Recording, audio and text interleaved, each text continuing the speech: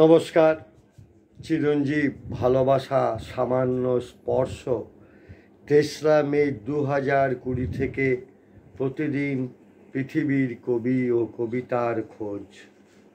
আজ সেই খোঁজে আমি পাঠ করব ইটালির কবিতা, কবি ডিনো কাম্পানার কবিতা এক মুহূর্তে।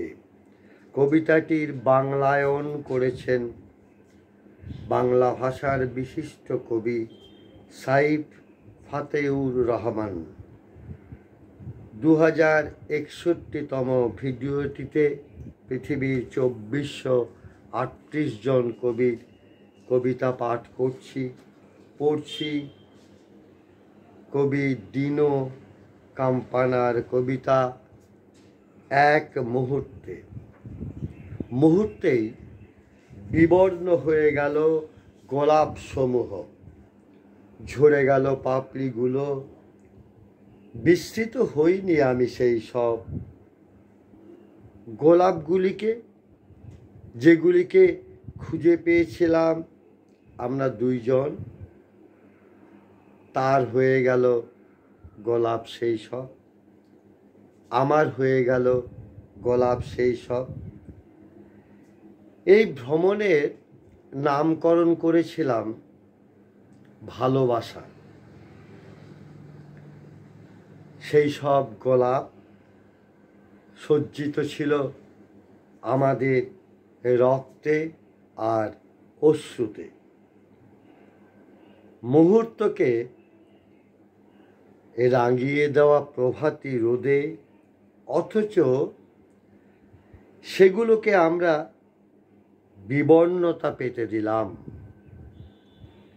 কাঁটার ঝোপের মাঝে তার বা আমার কারোরই রইল না আর গোলাপগুলো। পুনশ্চ অতঃপর আমরা বিস্মৃত হয়ে গেলাম গোলাপ।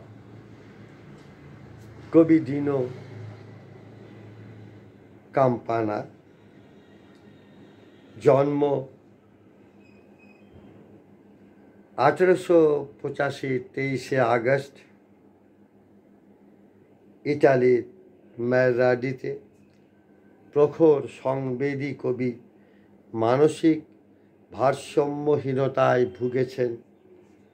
1918 থেকে আমৃত্যু থেকেছেন পাগলাগারদে। মাত্র একটি কাব্যগ্রন্থ প্রকাশিত হয়েছে তার, অথচ তিনি জনাদৃত। মৃত্যু বরণ করেছেন